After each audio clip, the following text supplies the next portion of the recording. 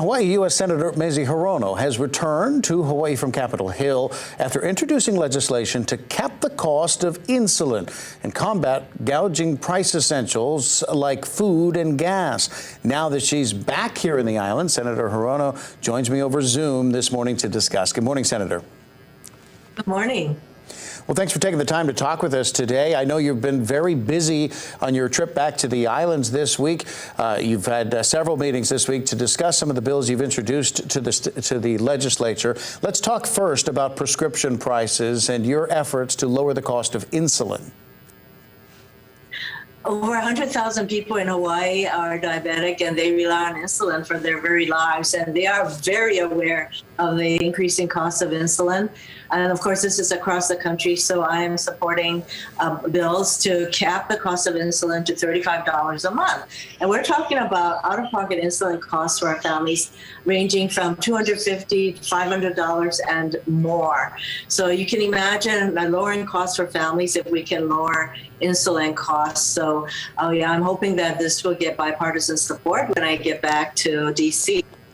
I've been very focused on lowering costs for families, not just in insulin, but in food costs, protecting our community. I started off last week with the chair of the Senate Armed Services Committee regarding Red Hill, and I wanted him to see for himself how huge this facility is. He stood inside one of the tanks so that he realizes what it's going to cost to defuel safely. It's going to cost something in the order of $1 billion, and we're going to need to continue to make sure we have money to clean up after we defuel. So this trip has been about focusing on protecting our community infrastructure. I'm going to be doing that tomorrow when I go to the Big Island, to see one of the bridges that will be fixed with the $2.8 billion in infrastructure money that's coming to Hawaii from the bipartisan infrastructure bill.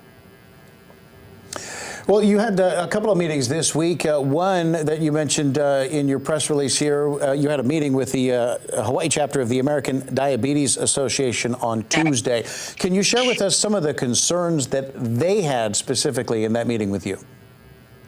Their major concern is the high cost of insulin. And I was talking with a parent at the round table, and her son had just been diagnosed, and she said it's just all of the care that needs to be provided and the cost of insulin is something that she is really worried about, not just for herself, but she said, imagine if you don't have any insurance, how are you supposed to pay for insulin? So basically, it is the high cost of insulin, and of course, they support any bill that will lower their out-of-pocket costs for insulin as well as other prescription drugs. So, you know, it was great to talk with the people in Hawaii and their healthcare concerns. You also mentioned that you'll be having a meeting at the grocery store there on the Big Island to lower costs for families. You talk about, in broad terms, talking about lowering costs for families. What specifically can be done on a federal level to, say, help a family of three have cheaper grocery prices? Well, part of the kind of programs that we're supporting is what the KTA stores and markets on the Big Island, that they are working with families to lower the cost of produce, for example. Another is, of course, to continue the waiver of free lunches for our kids. So, you know what, during COVID, kids weren't in school. How are we going to feed them? So there was a waiver on the school lunch program, and that waiver needs to continue without making the kids go through a lot of hoops. So that is why I visited Kalihikai Elementary School the other day to focus on the need to feed our kids.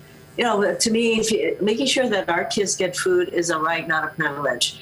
And we should not be disqualifying kids on the basis of their family income.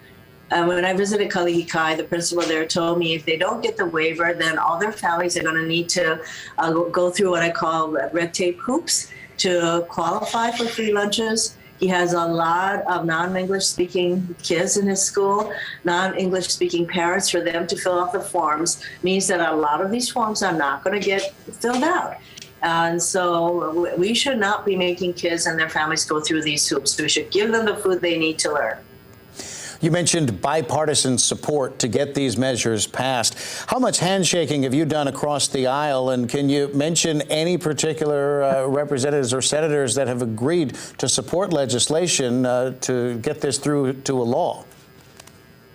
The senators who generally work with us on a bipartisan basis are very few. So Lisa Murkowski, for example, is one who would support continuing the waiver, but the rest of the Republicans are not. Mitch McConnell does not support waiving the school lunch requirements. And we have Susan Collins, who supports the insulin reduction bill.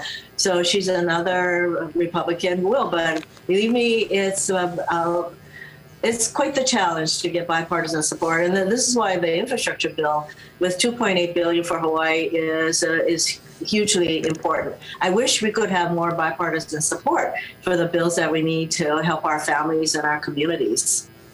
Well, Senator Mazie Hirono, thank you so much for your time again this morning and for your efforts to reduce the cost for working families right here in Hawaii. It's been great talking with you. 7:38 now.